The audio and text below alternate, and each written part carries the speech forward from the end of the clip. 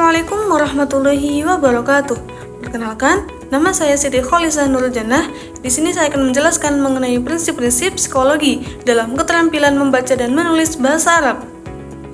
Latar belakang, bahasa Arab memiliki keunikan dalam bentuk tulisan dan struktur morfologinya. Siswa dan penutur asli, terutama di Indonesia, sering mengalami kesulitan karena faktor psikologis dan linguistik. Oleh karena itu, pendekatan psikolinguistik diperlukan untuk melihat masalah ini secara menyeluruh. Psikolinguistik dan pembelajaran bahasa Arab.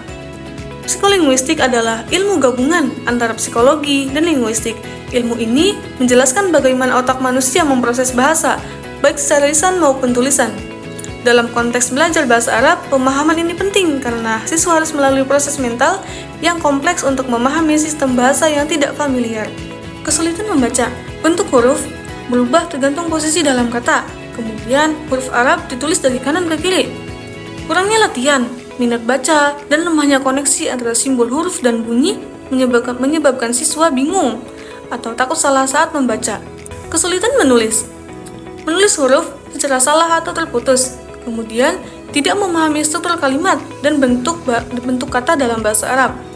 Kemudian hanya menyalin tanpa memahami makna, sehingga proses internalisasi bahasa tidak terjadi. Faktor penyebab kesulitan psikolinguistik. Yang pertama ada faktor internal, yang diantaranya ada konsentrasi rendah, kurang percaya diri, gangguan belajar seperti disleksia. Daya ingat yang lemah menyebabkan sulit menghubungkan bentuk huruf dengan maknanya. Kemudian faktor eksternal yaitu lingkungan belajar yang kurang mendukung, metode mengajar yang tidak sesuai dengan gaya belajar siswa, dan minimnya dukungan keluarga dan tidak ada pembiasaan di luar kelas. Peran psikolinguistik.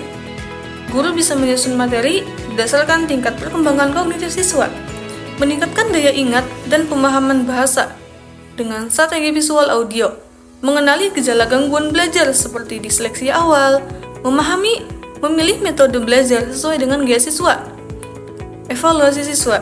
Dan kesimpulannya, kesulitan dalam membaca dan menulis bukan hanya karena bahasa itu sendiri, tapi juga karena kondisi psikologi siswa. Pendekatan psikolinguistik membantu guru dalam memahami bagaimana siswa memproses bahasa.